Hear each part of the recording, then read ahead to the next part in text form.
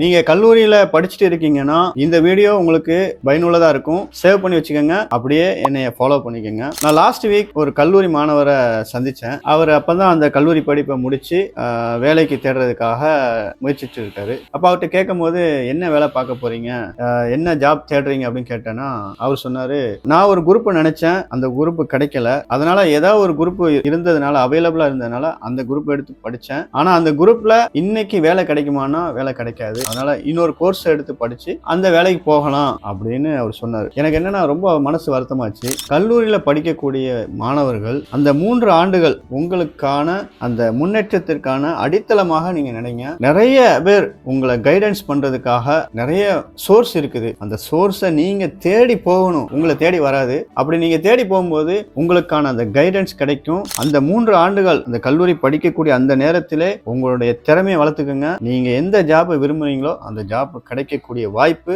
இருக்குது. இந்த வீடியோ பிடிச்சிருந்தா லைக் பண்ணுங்க, கமெண்ட் பண்ணுங்க, உங்களுடைய நண்பர்களுக்கும் ஷேர் செய்யுங்க. தேங்க்யூ.